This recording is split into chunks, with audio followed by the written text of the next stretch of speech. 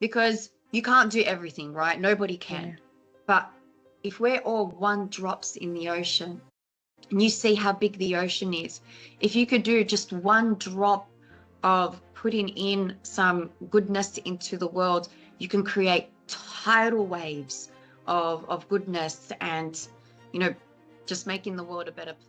Welcome to the People in Legal podcast. This is the Law and Beyond show, and I'm your host, Chantal McNaught. The Law and Beyond show is where I explore everything that is the legal universe, that is law, technology, education and compliance, and academia. I am a PhD researcher researching how lawyers can navigate the conflicts between law as a profession and law as a business. And I also author the LinkedIn newsletter, The Fully Automated Luxury Lawyer. Now, I'm very pleased to introduce a special guest on today's show, which is Mona Chiha. And Mona is proof that courage, vision, and purpose can change the way that we experience justice. Mona is a former litigation funder, and she saw the limitations and the possibilities of the legal system. She's determined to create technology which serves people, not just profits.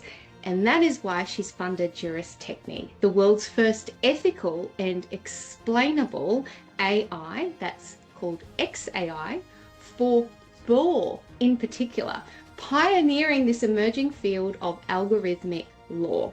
A PhD researcher at UTS and recipient of the University of Technology Sydney AI Accelerator grant, Mona is a proud mother of 4 cuties and blends academic research and entrepreneurial grit.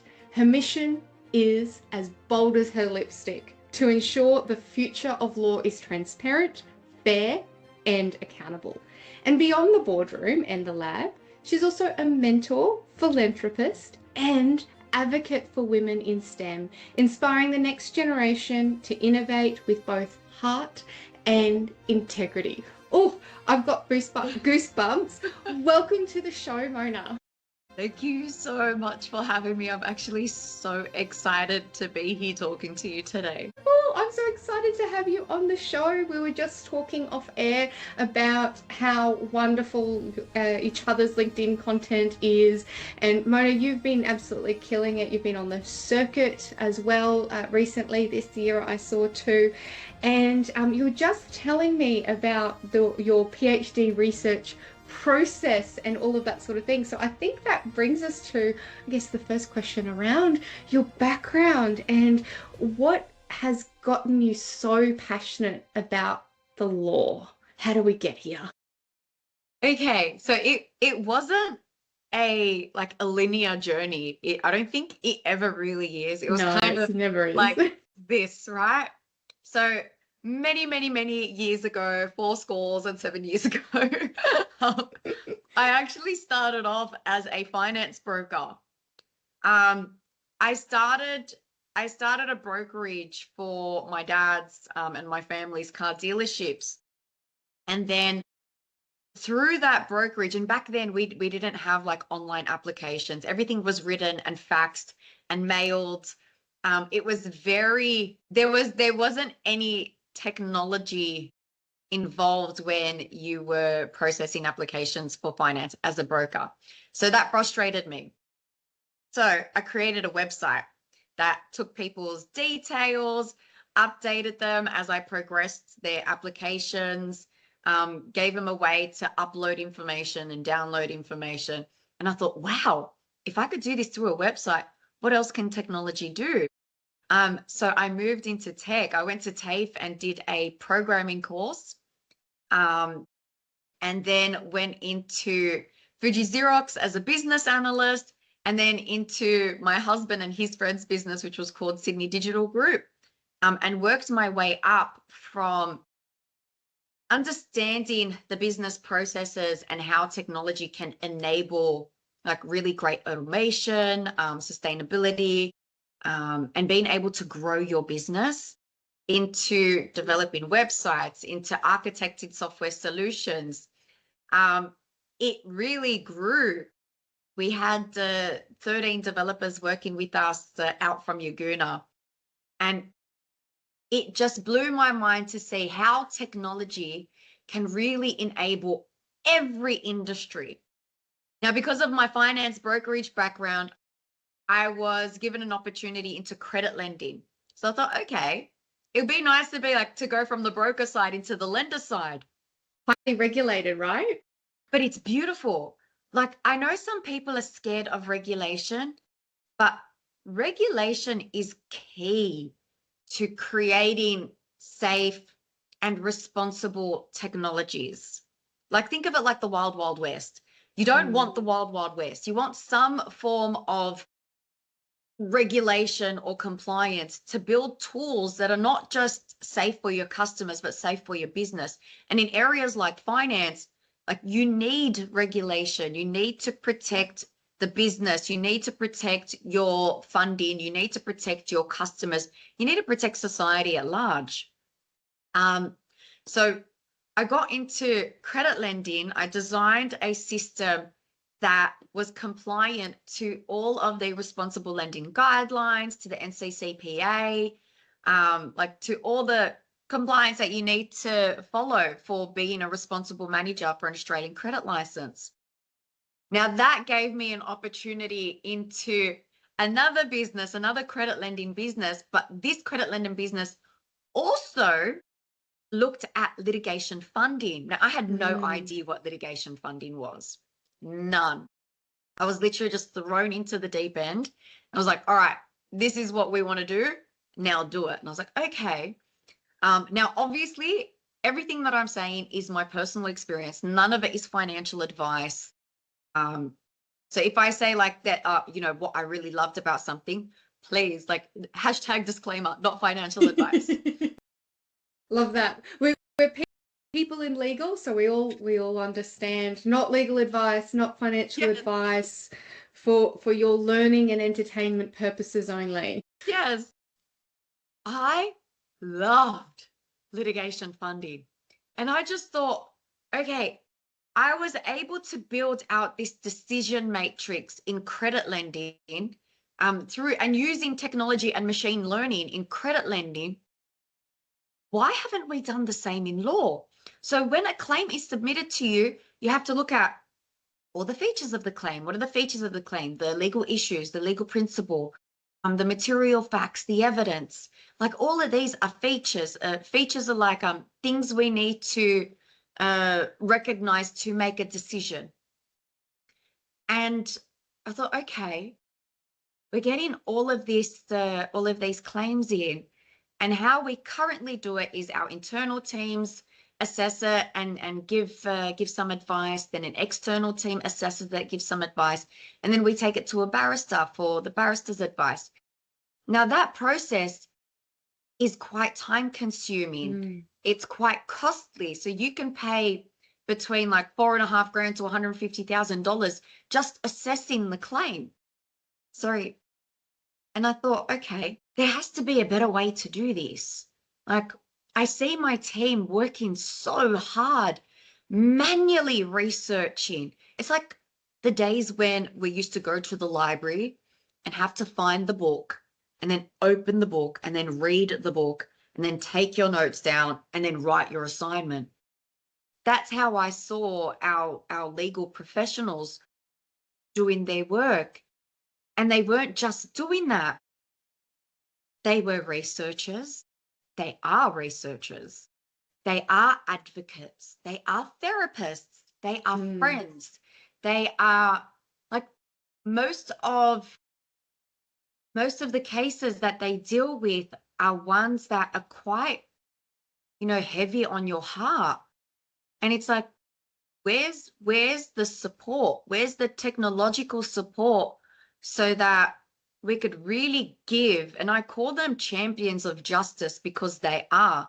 They're the people that advocate for us. They're the people that get us connected to that justice from here to here. There's like a whole, opaque middleware that claimants can't get to without the advocacy of our legal champions. I was like, what can I do about it? So I searched. I looked at Gen AI. I looked at products from, across the pond. I went to the UK a few times. I went to Singapore. I went to Dubai. I looked at ones online from America, and I really couldn't see, you know, what I could use to help me assess the claims and what I could give my legal team to help them assess the claims, because we share the same pain points. So in the beginning, I thought, okay, could I use Gen AI? Mm. And my first prototype that I built was a RAG wrapped LLM. So the LLM is like the generative AI model, and the RAG is like a clean database, a vectorized database of data to connect both of those databases to try and get good outcomes or good output. Now, what I saw early on was the level of hallucinations. Mm. Now, a hallucination is not a bug. It's a No, feature. it's a feature, right? That's Yes. right. So passionate about this as well, because the people using generative AI in legal are going, what, it's so confident. It's confidently wrong. That's because that is how an LLM works. Exactly. So that's where my PhD started, was we've got the RAG over here, we've got the LLM over here. How do I remove this section? Mm. And that's where my PhD, like the beginning of the research for the PhD, I started working with my lecturers from my MBA, from professors from other universities. And it was like, hey, there's a PhD in this. Why don't we give the research that we're doing the credibility that it deserves by doing it through academic rigor? So that's pretty much how I got to JurisTechni. In the meantime, I've had 4 children. I also founded a charity called One Maronite. So we're registered on the ACNC. Thank you. That's and we fantastic, because it's not easy either getting registered with a charity these days. So, wow. And what does Maronite do? So One Maronite provides medical aid to individuals in Lebanon. What we Wow. saw before, like the Beirut bomb, like the country was not doing so well. The government wasn't doing what the government was supposed to do. And we were getting a lot of correspondence saying, we don't have Panadol. Mm. We don't have our medication for cholesterol, for heart disease, for diabetes, for blood pressure. And these are things people need to live. Mm. And then when it got to the point where it's like, we have no formula for our children, we're rationing Panadol tablets. And I thought, how easy is it for us to go down to a 7-Eleven, not even a chemist, go down to a 7-Eleven and pay a few dollars for a packet of Panadol? Mm. So I thought I had to do something about it. I'm not, people think when you say that you're a philanthropist, that you're this big, wealthy family, generational wealth. I'm not. My family migrated, escaped civil war to come to Australia. So we were brought up with nothing. You have to give back. And it doesn't mean that you have to put in hundreds of millions of dollars. If you can rally up a whole group of individuals to give $5 or $10 a month, and then I saw through the power of community, I was able to, explain to our community what's happening, advocate for, look, I don't want big amounts of donations. We're doing it tough here too, but Mm. we're happy to spend $5 a month on a coffee. I'm sure we spend that more every week on coffee. Why don't we make one of our coffees go towards alleviating someone's pain? Mm. And that's where One Maronite came into play. I spoke with my GP, who is now my co-founder in the charity. I spoke to a lot of like our business associates, friends, people from church as well. And we just all came together to advocate for, medical aid, because you can't do everything, right? Nobody can. Yeah. But if we're all one drops in the ocean, and you see how big the ocean is, if you could do just one drop of putting in some goodness into the world, you can create tidal waves of goodness and, just making the world a better place. Wow, that is so inspirational, Mona, like honestly. And I want to go back to our conversation though around JurisTechni and the incredible work and insight that you've been developing over the course of how long you've been doing this. It goes to show, it takes 10 years for an overnight success. That Oh my it's God. but this is slow burn. You've traveled the world. You've asked yourself multiple times, is there a better way? Can this be a better way? How can I make it better? Which is phenomenal. And one of the things that I've noticed in what you were saying as well is that you didn't give up either. One of the, I guess, challenges that I see on a daily basis on LinkedIn features a lot in this show because I spend a long time on it. And so a lot of the conversation and the dialogue that is occurring at the moment is obviously around law and technology and how generative AI is impacting, or not just generative AI, but lots of different algorithmic type things. And because it's not just the LLMs that have that black box issue. And that was what had opened my eyes last week when I attended a moot in the New Zealand High Court here in Auckland, was around a proprietary company having a tool that provides this options for being able to compare text that's written by people and then having that matching. It was all factually made up, but obviously something that is in the here and now. There are companies that do that, and so that was a big part of the conversation about reliability in the criminal court. So I've only really just gleaned a little bit about explainable AI from some of your posts and Wikipedia. But for our listeners, what is it, and how are you proposing that it makes JurisTechni something completely different to all the other AI stuff that's being shoved down lawyers' throats? It is the number one thing that I talk about. What is the difference between generative AI and explainable AI? Now, do you remember early on during in the conversation, I was talking about my first prototype? Yeah. So we had sitting in this layer an LLM, so a large language model, a generative AI model, and we had our vectorized database over here. Now, when you have a clean database over here, anything that you take out of this is accurate and reliable. So there's nowhere that it could say, oh, okay, from this clean database, if you've curated your database the right way, like not gone out and stolen, trillions of data points, and you haven't taken it through a credibility layer to say, okay, this person's an expert, this person's not.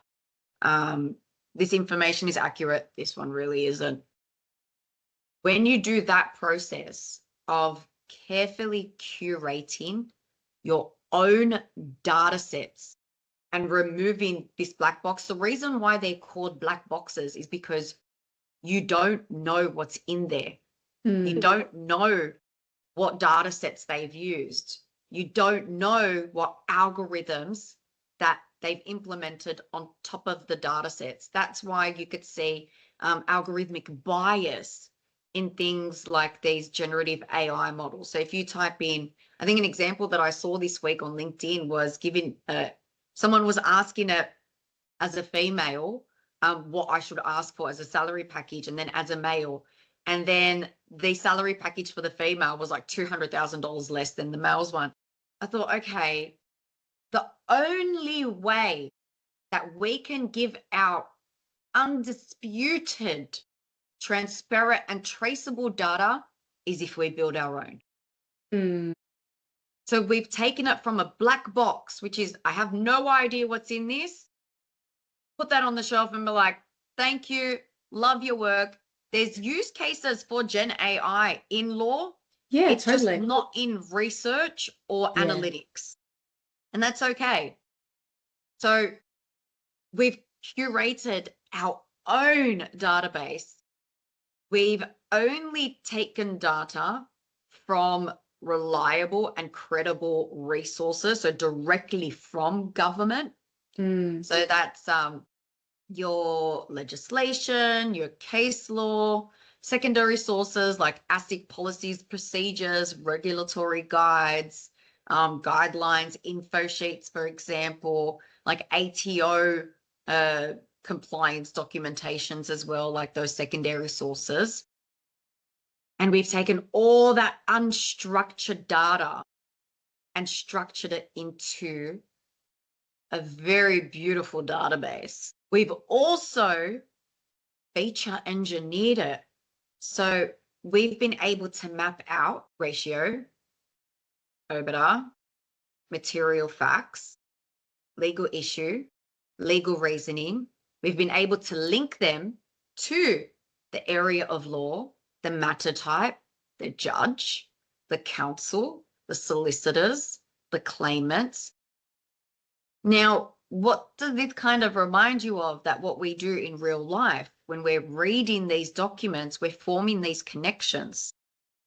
All I've done is codify it.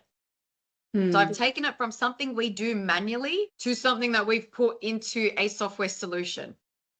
And it was hard. Let me tell you, it was hard because nobody's ever done that before. Nobody's ever mapped out all of these features of law because it's hard. There was no academic literature for me to follow. Yeah. No one else has done it to say, like, this is something that was tried and tested and we could just replicate.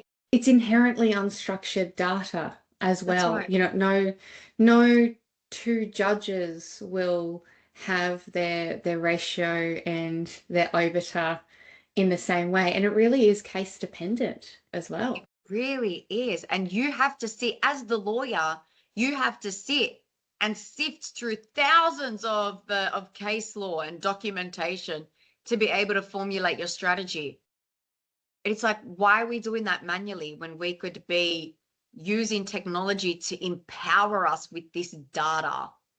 The most important thing about any application that you're creating is the human is centric to the technology. If you ever hear, oh, we're building something that's going to replace lawyers, or we're doing something that's going to replace the human, run away. Red flags, like red flag, do not pass go, do not collect $200, because the whole point of these tools, and they're tools, is to empower people to be the strategic decision makers when it comes to our practice, when it comes to that legal work. The lawyer is the best person to put that legal strategy together, but by golly, is it hard to get that data and put it in a way where it's timely, where you could keep advocating for as many people coming in through that door. And we know how big the backlog is. Yeah. It's huge. So it's not like there's a shortage of claimants or a shortage of issues that you need to advocate for and champion. So removing that LLM and carefully curating those data, like our databases, and then adding our own algorithms using Bayesian mathematics. And again, I've taken the PhD route because I don't want to be seen as a thought leader or someone who's just like marketing money, who is, pushing marketing dollars about being a thought leader. This is actual academic rigor and research and scrutiny that is JurisTechni, that is the algorithms that we're implementing. And it's not just one university. I'm working with professors and doctors and researchers from Macquarie University, from UTS, from WSU. And can I just say as well, like you were mentioned in rooms that you weren't in, at the Australasian Law Academics Association, the closing keynote was specifically addressing artificial intelligence and lawyer skills. I think it was presented by a Gold Coast law firm. I will need to double check the name of. The thing that he mentioned your research in was, specific. Oh And my God. oh, there's someone out of Sydney who is looking at a small language model. She says that it's to deal with the hallucination problem. And of course, me being the person that I am, I was also sitting towards the front because I'm annoying like that. And I said, "Oh, that's Mona." Because I obviously see your content. And he's like, "Yes, actually." And so there were quite a few academics. I think one of them from Monash that I shared your LinkedIn profile with, about the sorts of things that JurisTechni is trying to achieve. And that is a big part of where we've got to come together and support one another in the things that make the world better. Because we cannot be passengers on this aircraft, because we're not on an aircraft. We're actually building the future. Yes. And every lawyer, every law student, every person in the legal universe does have the autonomy and the power. And I love your quote about the drop in the ocean too, because there's lots of doom and gloom out there. And there is no silver bullet, but a really great way of shifting the mindset in the morning is to ask yourself, "Oh, wow, like there's something happening," but maybe taking a leaf out of, Mona's book and going, "Well, what can I do about that? What's something that I can do today to help with that?" And whether that is, going on to the JurisTechni website, you've got openings for your beta. Is that right? I think I've signed up for something, but I didn't quite have the time. And just like you, Mona, I'm a little bit like, "Oh, am I the right person? I've got imposter syndrome too." No, if it ever goes away. No.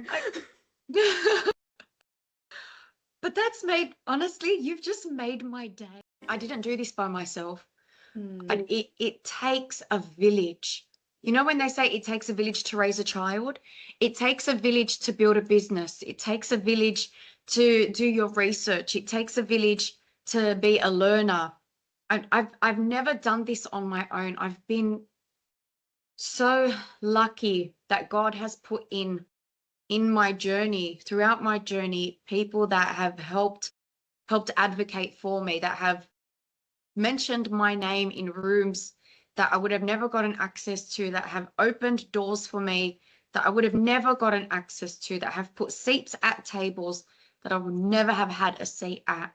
And they know who they are. And I'm so grateful to have their support and their advocacy, because it's hard, right? It's hard doing something for the first time. It's hard doing research that nobody has seen before. It's hard to convince people that this is a thing that is real. Like when you talk about it, it's like, "Oh no, nobody can do that. Like, that's cute, Mona. Like no one can do that. That's very cute."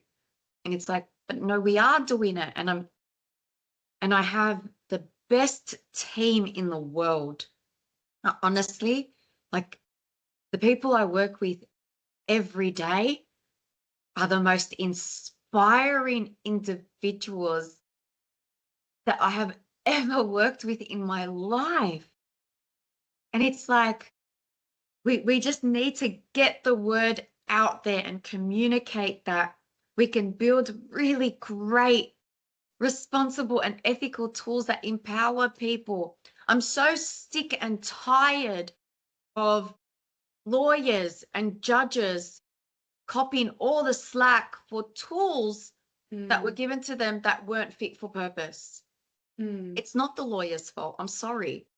And I know some other people would say, "Oh, but it's the lawyer should have done their due diligence and have gone over the output." That's not what technology is there for. Yeah. Like when you get in your car and turn on your Google Maps, do you also have Gregory's open on the seat next to you to make sure that Google Maps is giving you the right directions? Like, come on. You've brought in your story is so inspiring, and there's so much to take away in the sense of what you were saying as well about it takes a village, that it's the people that are in your team, the absolute passion and you're the salt of the earth gratitude that emanates from you, Mona, is fabulous. And I can completely see why people do open doors, and why, you know, that passion of seeing your content. Like, we haven't, prior to this, we haven't properly spoken to each other before either. But, you know, I can tell you that I felt compelled to share what you're doing because no one has done it before. Because that is so true in tech and also previously in the legal profession. Now that things are changing as well, more women are being activated to join their voices, to share spaces, to talk about intention and that responsibility. And you know, ethics is not just something to sit aside as a checklist. Ethics is a way of life. It is something that we rely on as a resource to help us make decisions. And, you know, it's so inspiring. So let's like lighten this up a little bit. And so I'm shuffling here, and you can hear it. If you're listening on the pod, you can see it. If you're watching this on the YouTube, and then we're going to select a random one here, and it is, where is your ultimate holiday destination? I already know where my ultimate holiday destination is. So I've spoken about like my background. I'm Lebanese, and the village that I'm from in Lebanon is called Hawa, and my husband's village is called Ben. And our villages are next door to each other. They are these villages that are situated like on a mountaintop. So we sit on top of the clouds. The mountain, the valley, you could scream out to another village across the valley. So the valley is like the Wadi, and they can hear you and they'll call back out to you. And it is, you can roam free, the kids can roam free, you know, everyone is safe because it's literally a village of all of your family and friends that have known each other. Like, we're native to that area, that region of Lebanon. So like, you've known everyone there for literally since the beginning of time. That would be my ultimate holiday destination, is to eat, drink, and watch my kids play like on our farmlands in Lebanon. That's my ultimate holiday dream. That is so wonderful. Oh my goodness, I've got the best images in my head about being in the clouds, and it's gorgeous.